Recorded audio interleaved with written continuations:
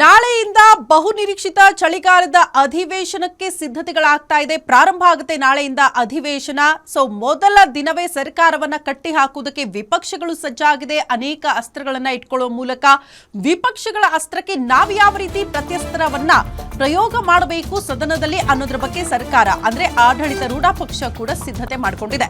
ನಾಳೆಯಿಂದ ಚಳಿಗಾಲದ ಅಧಿವೇಶನ ಬೆಳಗಾವಿಯಲ್ಲಿ ಪ್ರಾರಂಭ ಆಗುತ್ತೆ. ಚಳಿಗಾಲದಲ್ಲಿ ಕಾಂಗ್ರೆಸ್ ಬಿಜೆಪಿಯ ಮಧ್ಯೆ ವಾಕ್ ಸಮರ ಆಗುವುದು ಫಿಕ್ಸ್. 10 ದಿನಗಳ ಚಳಿಗಾಲ ಅಧಿವೇಶನಕ್ಕೆ ಸಿದ್ಧತೆಗಳಾಗಿದೆ. ಕೊನೆಯ ಹಂತದ ಸಿದ್ಧತೆಯನ್ನ ಸ್ಪೀಕರ್ ಪರಿಶೀಲನೆ ನಡೆಸಲಿದ್ದಾರಂತೆ. ಇವತ್ತು ಮಧ್ಯಾಹ್ನ ವಿಶೇಷ ವಿಮಾನದಲ್ಲೇ ಬೆಳಗಾವಿಗೆ ಸಿಎಂ ಆಗಮಿಸಲಿದ್ದಾರೆ. ಸಿಎಂ ಡಿಸಿಎಂ ಸಚಿವರನ್ನ ಸ್ವಾಗತ ಮಾಡುವುದಕ್ಕೆ ಬ್ಯಾನರ್ಗಳನ್ನ ಕೂಡ ಅಳವಡಿಸಲಾಗಿದೆ ಕುಂದಾನಗರಿಯಲ್ಲಿ. ನಾಳೆಯಿಂದ ಬೆಳಗಾವಿಯಲ್ಲಿ ಅಧಿವೇಶನದ ಸದ್ದು ಗದ್ದಲ ಜೋರಾಗಿರುತ್ತೆ. ಚಳಿಗಾಲದಲ್ಲಿ ಕಾಂಗ್ರೆಸ್ ಮೈತ್ರಿ ನಡುವೆ ಬಿಸಿ ಬಿಸಿ ಚರ್ಚೆ ಆಗುತ್ತೆ. 10 ದಿನಗಳ ಚಳಿಗಾಲದ ಅಧಿವೇಶನಕ್ಕೆ ಕುಂದಾನಗರಿ ಕಂಪ್ಲೀಟ್ ಆಗಿ ಸಜ್ಜಾಗಿದೆ.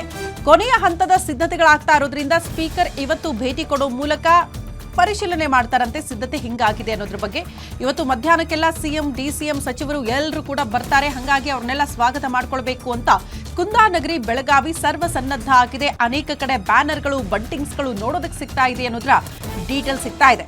ಬಟ್ ಎನಿವೆ ಉತ್ತರ ಕರ್ನಾಟಕ ಭಾಗದ ಜನ ಅದೇ ಸುವರ್ಣಸೌಧದಲ್ಲಿ ಈ ಚಳಿಗಾಲದ ಅಧಿವೇಶನ ಪ್ರಾರಂಭ ಆದಾಗ ಎಲ್ಲರ ಚಿತ್ತ ಆ ಕಡೆಗೆ ಇರುತ್ತೆ. ಅಟ್ಲೀಸ್ಟ್ ನಮ್ಮನ್ನ ಆಳುವಂತ ಜನಪ್ರತಿನಿಧಿಗಳು ರಾಜಕೀಯ ಬಿಟ್ಟು ನಮ್ಮ ಸಮಸ್ಯೆಗಳ ಬಗ್ಗೆಯಲ್ಲಿ ಚರ್ಚೆ ಮಾಡ್ತಾರೆ. ಅಟ್ಲೀಸ್ಟ್ ಇರುವಂತಹ ಸಮಸ್ಯೆಗಳಿಗೆ ಪರಿಹಾರ ಕಂಡು ಹಿಡ್ಕೊಳ್ಳೋದಕ್ಕೆ ಈ ಅಧಿವೇಶನ ಸಹಕಾರಿಯಾಗುತ್ತೆ ಅಂತ. ಬಟ್ ಪ್ರತಿ ಬಾರಿ ಕೂಡ ಹಂಗಾಗೋದೇ ಇಲ್ಲ.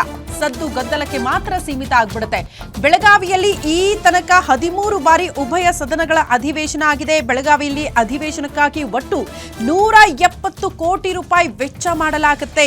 ಈ ಸಲದ 10 ದಿನದ ಅಧಿವೇಶನಕ್ಕೆ 21 ಕೋಟಿ ರೂಪಾಯಿ ಖರ್ಚಾಗಿದೆಯಂತೆ. ಚಳಿಗಾಲದ ಅಧಿವೇಶನಕ್ಕೆ ಸಿದ್ಧತೆಯನ್ನ ಬೆಳಗಾವಿಯ ಜಿಲ್ಲಾಡಳಿತ ಮಾಡಿಕೊಳ್ತಾ ಇದೆ. ಕಳೆದ ವರ್ಷ 15 ಕೋಟಿ ರೂಪಾಯಿ ವೆಚ್ಚದಲ್ಲಿ ಅಧಿವೇಶನ ಮಾಡಿ ಮುಕ್ತಾಯಗೊಳಿಸಲಾಗಿತ್ತು. ಖರ್ಚು ವೆಚ್ಚದಲ್ಲಿ ಈ ವರ್ಷ 6 ಕೋಟಿ ರೂಪಾಯಿ ಕೂಡ ಏರಿಕೆಯಾಗಿದೆಯಂತೆ. ಶಾಸಕರು ಅಧಿಕಾರಿಗಳ ವಸತಿಗಾಗಿ 3,000 ಕೊಠಡಿಗಳ ಬುಕಿಂಗ್ ಕೂಡ ಆಗಿದೆ. 6,000 ಪೊಲೀಸ್ ಸಿಬ್ಬಂದಿಗಳನ್ನ ಜರ್ಮನ್ ಟೆಂಟ್ ವ್ಯವಸ್ಥೆ ಕೂಡ ಮಾಡಿದಾರಂತೆ ಸಿಬ್ಬಂದಿಗೋಸ್ಕರ. ಕೋಟ್ಯಾಂತರ ರೂಪಾಯಿ ಖರ್ಚು ಮಾಡಿದ್ರೂ ಕೂಡ ಸಮಸ್ಯೆಗಳಿಗೆ ಇಲ್ಲಿ ತನಕ ಮುಕ್ತಿ ಸಿಕ್ಕಿಲ್ಲ. ಇದೇ ನಮ್ಮನ್ನ ಕಾಡುವಂತಹ ಪ್ರಶ್ನೆ. ಉತ್ತರ ಕರ್ನಾಟಕ ಭಾಗದ ಅಭಿವೃದ್ಧಿಯ ಬಗ್ಗೆ ಚರ್ಚೆ ಆಗಲ್ಲ ಅನ್ನುವಂಥ ಆರೋಪವನ್ನ ಆ ಭಾಗದ ಜನ ಮಾಡ್ತಾರೆ.